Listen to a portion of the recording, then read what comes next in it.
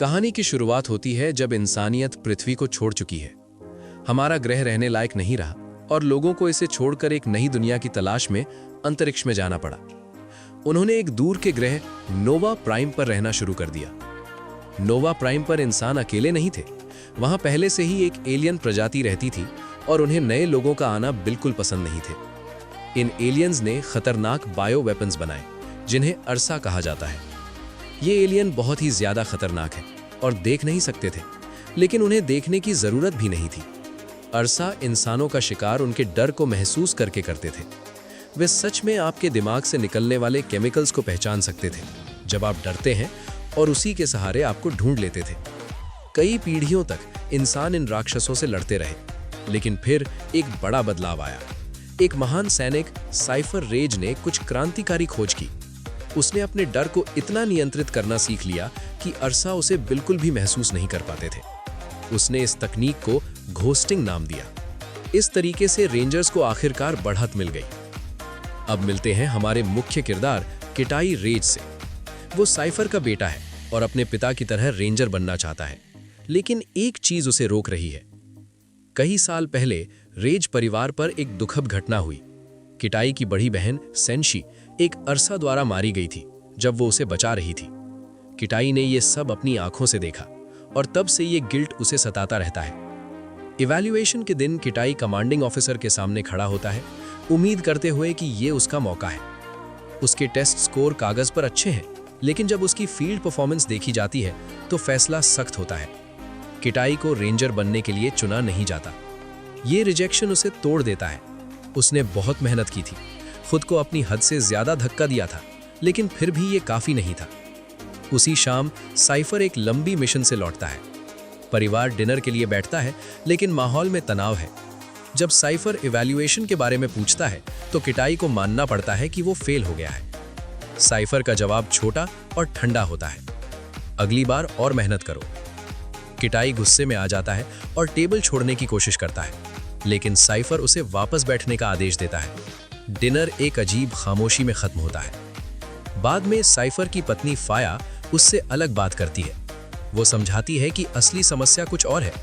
किटाई fail इसलिए नहीं हो रहा है क्योंकि उसमें ताकत या स्किल की कमी है, बल्कि इसलिए क्योंकि वो डर से भरा हुआ है। अपनी बहन सेंशी की मौत का डर अभी भी उसे जकड़े हुए है, और उससे भी बुरा किटाई को लगता है कि उसका पिता उसे उस घटना के लिए दोषी मानता है। फाया एक सुझाव देती है। साइफर का रिटायरमेंट से पहले एक आखिरी मिशन है इफितोस नाम के ग्रह पर। क्यों ना किटाई को भी साथ ले जाया जाए, ताकि वो सीख सके, अपने पिता के करीब आ सके और उनके बीच की दूरी खत्म हो सके। साइफर मान जाता है। शायद साथ समय बिताना ही दोनों के लिए सही होगा। अगली सुबह एक विशाल स्पेसशिप के आसपास हलचल होती है। रेंजर्स सामान लोड कर रहे हैं और उड़ान की तैयारी कर रहे हैं। मिशन पर जाने से पहले एक घटना किटाई की सोच बदल देती है। एक रेंजर जो नकली पैर के सहारे चल रहा है, साइफर के पास आता है। वो उसे अपनी जान बचाने के लिए धन्यवाद देता है। चोट के बावजूद वो सीधा खड़ा होकर सलाम करता है। आसपास के रेंजर्स उसे सम्मान और गर्व से देखते हैं। उस पल किटाई अपने पिता को एक नए नजरिए से देखता है। घर पर वो सख्त लगता है, लेकिन यहाँ वो एक हीरो है। इस बीच क्रू एक खतरनाक चीज भी जहाज में लॉन्च करता है, एक पकड़ा हुआ अरसा, जिसे एक मजबूत पिंजरे में बंद किया गया है। रेंजर्स इन पकड़े गए अरसा का इस्तेमाल ट्रेनिंग के लिए करते हैं, ताकि नए सैनिक सुरक्षित माहौल में इनसे लड़ना सीख सकें। जहाज उड़ान भरता है, नोवा प्राइम के वातावरण को पार करता हुआ गहरे अंतरिक्ष की ओर बढ़ता है। ज्यादातर यात्री लंबी यात्रा के लिए आराम करने लगते हैं, लेकिन किटाई सो नहीं पाता और उसका दिमाग कई विचारों से भरा है। वो बेल्ट खोलकर जहाज के अंदर घूमने लगता है। आखिरकार वो एक प्रतिबंधित इलाके तक पहुंच जाता है। एक सिक्योरिटी ऑफिसर उसे तुरंत रोकता है और पूछता है कि वो यहाँ क्या कर रहा है। पास खड़े कुछ रेंजर्स साइफर के बेटे को देखकर मजाक करने का मौका ढूंढते हैं। वे उसे चिढ़ाते हैं, क्या तुम अपने पिता जितने बहादुर हो? फिर वे उसे केज के पास जाने देते हैं। केज के अंदर उर्सा बिल्कुल शांत पड़ा है, लगभग एक मूर्ति की तरह। लेकिन तभी कुछ बदलता है। वो जीव हलचल करता है, जैसे उसे हवा में कुछ महसूस हो गया हो। वो एक धीमी, डरावनी गुर्राहट निकालता है, जिससे सबका खून जम जाता है। उर्सा ने किटाई के डर को महसूस कर लिया था। इसी बीच जहाज के दूसरे हिस्से में साइफर जागता है। उसे कुछ गलत महसूस होता है। वो अपने उपकरण के एडवांस सेंसर से जहाज की जांच करता है। रीडिंग्स सही नहीं आ रही हैं। ग्रेविटेशनल उतार चढ़ाव को देखते ही वो तुरंत क्रू को सतर्क करता है कि सभी कार्गो सुरक्षित करें और मुसीबत के लिए तैयार रहें।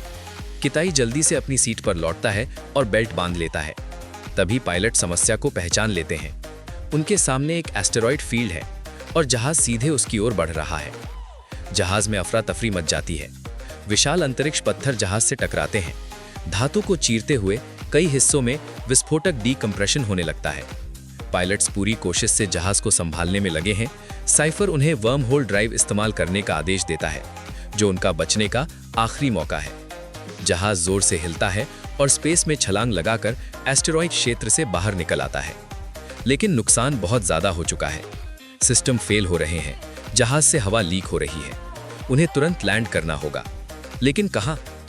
नेविगेशन सिस्टम पास के रहने योग्य ग्रहों को स्कैन करता है। स्क्रीन पर एक नाम आता है और सब खामोश हो जाते हैं। पृथ्वी, उनका पुराना घर, जिसे 1000 साल पहले छोड़ दिया गया था। साइफर जानता है कि पृथ्वी बेहद खतरनाक घोषित की जा चुकी है। ये एक क्वारंटीन ग्रह है जहां इंसानों का उतरना मना है। लेकिन जहाज टूट रहा है, इसलिए उनके पास कोई और विकल्प नहीं है। जैसे ही वे पृथ्वी के वातावरण में प्रवेश करते हैं, जहाज बुरी तरह हिलने लगता है। अब ये पूरी तरह नियंत्रण से बाहर है। हवा में ही जहाज के टुकड़े टुकड़े हो जाते हैं। रेंजर्स जहाज से बाहर फेंक दिए जाते हैं और नीचे गिरकर मर जाते हैं। जहाज का अगला हिस्सा जोरदार टक्कर के साथ पृथ्वी की सतह पर गिरता है। सब कुछ अंधेरा हो जाता है। जब किताई होश में आता है, उसके सिर में तेज दर्द होता है। वो चारों ओर देखता है, सिर्फ तबाही। रेंजर्स की लाशें हर तरफ बिखरी पड़ी हैं। तभी उसकी नजर अपने पिता पर पड़ती है, जो जमीन पर बेहोश पड़े हैं। घबराकर वो उनके पास दौड़ता है और उन्हें पकड़ लेता है। लेकिन साइफर की आंखें खुल जाती हैं। वो जिंदा है, लेकिन बहुत बुरी हालत में। उसकी दोनों टांगें बुरी तरह घायल हैं। साइफर सबसे जरूरी सवाल पूछता है, कितने लोग बचे हैं? किताई चारों ओर देखता है और सच्चाई समझ जाता है। बाकी सब मर चुके हैं, सिर्फ वे दोनों ही बचे हैं। वे अपनी स्थिति का आकलन करते हैं। जहाज का पिछला हिस्सा, जिसमें उर्सा का पिंजरा था, वो टूटकर कहीं दूर गिरा है। साइफर को लगता है कि शायद वो जीव क्रैश में मर गया होगा, लेकिन पक्का नहीं कहा जा सकता। किताई एक इमरजेंसी बीकन निकालता है जो मदद के लिए सिग्नल भेज सकता है। लेकिन जब वे उसे देखते हैं तो निराश हो जाते हैं। वो पूरी तरह टूट चुका है। साइफर किसी तरह कंट्रोल पैनल तक पहुंचता है, जो चमत्कारिक रूप से अभी भी काम कर रहा है। वो जहाज के कंप्यूटर में दूसरी इमरजेंसी बीकन की लोकेशन ढूंढता है। एक होलोग्राफिक मैप उसकी लोकेशन दिखाता है, जहाज का टेल सेक्शन, जो लगभग 100 किलोमीटर दूर है। अब स्थिति साफ है। उस बीकन के बिना उन्हें कोई बचाने नहीं आएगा। वे इस खतरनाक ग्रह पर मर जाएंगे। किसी को उसे लाना होगा और साइफर चल नहीं सकता, इसलिए ये काम किताई को ही करना होगा। साइफर पृथ्वी के बारे में जानकारी देता है। 1000 साल में ये ग्रह पूरी तरह बदल चुका है। इंसानों के बिना हर जानवर और पौधा विकसित होकर ज्यादा खतरनाक हो गया है। वो किताई को जरूरी उपकरण देता है, हथियार, एक रिस्ट कम्युनिकेटर जिससे वे जुड़े रहेंगे, और 6 कैप्सूल जिनमें खास तरल है। इस तरल को सांस के साथ लेने से शरीर ऑक्सीजन को बेहतर तरीके से ग्रहण कर पाता है, जिससे पृथ्वी के पतले वातावरण में सांस लेना संभव होता है। साइफर योजना समझाता है। वो कंट्रोल पैनल से किताई की यात्रा पर नजर रखेगा। कैमरों और सेंसर्स के जरिए उसे समझाएगा, खतरों से आगाह करेगा। किताई अकेला नहीं होगा। लेकिन एक और बड़ा खतरा है, पृथ्वी का तापमान। रात में तापमान बेहद गिर जाता है और सब कुछ जम जाता है। किताई को हर शाम हॉटस्पॉट्स तक पहुंचना होगा, जहां गर्मी मिलती है। अगर वो रात में खुले में फंस गया तो ठंड से मर जाएगा। आखिरी निर्देशों के बाद किताई अपनी जिंदगी की सबसे खतरनाक यात्रा पर निकल पड़ता है। वो एक खड़ी पहाड़ी पर चढ़ता है, पृथ्वी की भारी गुरुत्वाकर्षण की वजह से संघर्ष करते हुए, जो नोवा प्राइम से ज्यादा है। लेकिन जैसे ही वो ऊपर पहुंचता है, वो हैरान रह जाता है। उसके सामने का नजारा सांसें थाम देने वाला होता है। पृथ्वी वैसी बंजर जगह नहीं है जैसी कहानियों में बताई गई थी। ये एक जंगली लेकिन खूबसूरत दुनिया है। उधर जहाज में साइफर अपने घायल पैरों को ध्यान से देखता है। नुकसान उससे कहीं ज्यादा गंभीर है जितना उसने सोचा था। उसकी हड्डियां टूट चुकी हैं और खून का बहाव भी रुक रहा है। वो दर्द कम करने के लिए दवा लेता है, लेकिन उससे उसे नींद आने लगती है। दोपहर तक किताई एक घने जंगल में पहुंचता है। साइफर मॉनिटरिंग सिस्टम से उसे देख रहा होता है और अचानक उसे चेतावनी देता है। कुछ पश्चिम दिशा से उसकी ओर बढ़ रहा है। किताई का सूट अपने आप रंग बदलता है, आसपास के माहौल से मेल खाने के लिए। साइफर उसे इस कैमोफ्लाज फीचर के बारे में बताता है और तुरंत सावधान करता है। वो तुम्हारे ठीक पीछे है। किताई पीछे मुड़ता है और खुद को एक बंदर के सामने पाता है, लेकिन ये कोई साधारण बंदर नहीं है। ये बड़ा, ज्यादा आक्रामक और इस खतरनाक दुनिया में जीने के लिए विकसित हो चुका है। डर के कारण किताई एक गलती कर देता है। वो उसे डराने के लिए पत्थर फेंकता है, लेकिन इसका उल्टा असर होता है। कुछ ही सेकंड में दर्जनों बंदर पेड़ों से निकलकर उसे घेर लेते हैं। साइफर आदेश देता है, नदी की ओर भागो। किताई अपनी जान बचाने के लिए दौड़ता है। बंदर उसका पीछा करते हैं, चीखते हुए और झाड़ियों के बीच कूदते हुए। वो झाड़ियों को पार करता है, गिरे हुए पेड़ों के ऊपर से कूदता है और आखिरकार एक चौड़ी नदी तक पहुंच जाता है। वो नदी में कूदकर तैरते हुए पार करता है। बंदर किनारे पर ही रुक जाते हैं, आगे नहीं आते। लेकिन किताई का डर अभी भी खत्म नहीं हुआ है। वो भागता ही रहता है जब तक कि साइफर उसे रुकने के लिए नहीं कहता। किताई बैठकर सांस लेता है, तभी उसका सूट फिर से रंग बदलता है, इस बार सफेद, जो किसी स्वास्थ्य समस्या का संकेत है। अपने शरीर को चेक करो, साइफर कहता है। किताई खुद को देखता है और पाता है कि उसके हाथ पर जोंक जैसी एक चीज चिपकी हुई है। वो उसका खून चूस रही थी और उससे भी खतरनाक, उसने उसके शरीर में जहर भी छोड़ दिया है। जहर तेजी से फैल रहा है। किताई घबरा जाता है। मैं खड़ा नहीं हो पा रहा, मेरी नजर धुंधली हो रही है। साइफर शांत रहते हुए उसे मेडिकल किट इस्तेमाल करने को कहता है। किताई कांपते हाथों से एंटीडोट इंजेक्ट करता है। वो एक इंजेक्शन लगा पाता है, लेकिन उसे दूसरी डोज भी चाहिए। उसके हाथ सुन्न होने लगते हैं। साइफर आदेश देता है, आगे की तरफ गिरो। किताई आगे गिरता है और गिरने का झटका दूसरे ऑटो इंजेक्टर को एक्टिवेट कर देता है। दवा उसके शरीर में चली जाती है, लेकिन वो तुरंत बेहोश हो जाता है। शाम होने लगती है और तापमान तेजी से गिरने लगता है। साइफर घबराहट में उसे जगाने की कोशिश करता है। हर 10 मिनट में तापमान 5 डिग्री गिर रहा है। अभी जागो, वरना जम जाओगे। आखिरकार किताई होश में आता है। एंटीडोट असर कर चुका है। उसका सूट फिर से सामान्य रंग में आ जाता है, जिसका मतलब है कि आसपास फिलहाल कोई खतरा नहीं है। लेकिन अब उसके सामने एक नया खतरा है, पृथ्वी की जानलेवा ठंड। साइफर सबसे नजदीकी हॉटस्पॉट ढूंढता है, जो लगभग 10 किलोमीटर दूर है। किताई के पास वहां पहुंचने के लिए 1 घंटे से भी कम समय है। वो दौड़ना शुरू करता है, अपने थके हुए शरीर को उसकी सीमा तक धकेलते हुए। उधर जहाज में साइफर खुद भी एक संकट का सामना कर रहा है। उसके पैरों में खून का बहाव पूरी तरह से रुक चुका है। वो खुद पर इमरजेंसी सर्जरी करता है। जहाज के मेडिकल उपकरणों का इस्तेमाल करके खून का प्रवाह वापस लाने की कोशिश करता है। ये दर्दनाक और खतरनाक है, लेकिन जरूरी है अगर वो अपने बेटे को फिर से देखना चाहता है। किताई अंधेरा होने से ठीक पहले हॉटस्पॉट तक पहुंच जाता है। वो अपनी ऑक्सीजन कैप्सूल निकालता है, तभी उसे झटका लगता है। 6 में से 2 कैप्सूल टूट चुके हैं। उनका तरल बेकार हो चुका है। उसे समझ आ जाता है कि इसका क्या मतलब है। अब उसके पास सिर्फ 4 कैप्सूल बचे हैं, जो शायद पूरी यात्रा के लिए काफी नहीं होंगे। अगर वो ये बात साइफर को बताएगा तो वो उसे तुरंत वापस लौटने का आदेश देगा। मिशन फेल हो जाएगा और वो दोनों मर जाएंगे। किताई एक फैसला करता है। वो झूठ बोलता है। जब साइफर उससे सप्लाई के बारे में पूछता है तो वो कहता है कि सब ठीक है। रात हो जाती है, आसमान में बिजली चमकती है और बारिश शुरू हो जाती है। अगले दिन किताई अपनी यात्रा जारी रखता है, इस बदली हुई पृथ्वी पर आगे बढ़ते हुए। जंगल के एक हिस्से में चलते हुए उसे एक डरावनी चीज दिखाई देती है, पेड़ों से लटके हुए बंदरों की लाश जो बुरी तरह फटे हुए हैं। साइफर भी मॉनिटर के जरिए ये सब देखता है।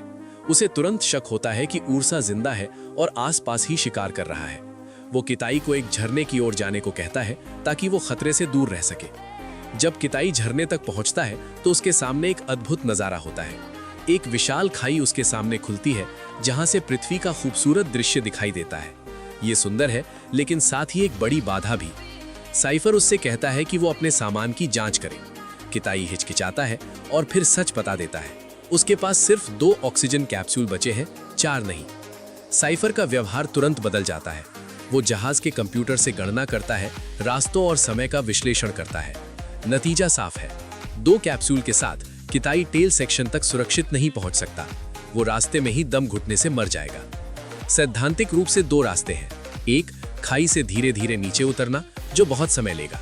दूसरा, कूदकर ग्लाइड करना, जो तेज है, लेकिन इसके लिए कम से कम 3 कैप्सूल चाहिए। साइफर सख्ती से आदेश देता है, मिशन रद्द करो, तुरंत जहाज पर वापस आओ। किताई मना करता है। वो कहता है कि वो तेज चल सकता है, अपनी सांस को कंट्रोल कर सकता है, किसी तरह 2 कैप्सूल में काम चला सकता है। साइफर कहता है, ये कोई बहस नहीं है, तुमने अपनी पूरी कोशिश की, अब वापस आओ। तभी किताई के अंदर कुछ टूट जाता है। सालों का दर्द, गिल्ट और खुद को कमजोर समझने का एहसास एक साथ बाहर आ जाता है। वो कहता है, आप मुझे आदेश नहीं दे सकते। आप सोचते हैं मैं डरपोक हूं, मैं नहीं हूं। और इससे पहले कि साइफर कुछ कह पाता, किताई छलांग लगा देता है। वो चट्टान से कूदता है, तेज गति से नीचे गिरते हुए। उसके सूट में पंख निकल आते हैं जिससे वो थोड़ा ग्लाइड कर सकता है, लेकिन फिर भी ये बेहद खतरनाक है। साइफर डर के साथ मॉनिटर पर देखता रहता है। तभी स्क्रीन पर कुछ और दिखाई देता है। एक विशाल पक्षी जो पुराने पृथ्वी के किसी भी पक्षी से कहीं बड़ा है, किताई की ओर बढ़ रहा है। साइफर चेतावनी देता है, एक पक्षी तुम्हारी ओर आ रहा है। किताई बचने की कोशिश करता है, लेकिन पक्षी उससे तेज है। वो उस पर हमला करता है और टक्कर के साथ ही कनेक्शन टूट जाता है। साइफर अपने बेटे से संपर्क खो देता है। और अगर इससे आगे की स्टोरी जाननी है तो वीडियो में कमेंट करो पार्ट 2।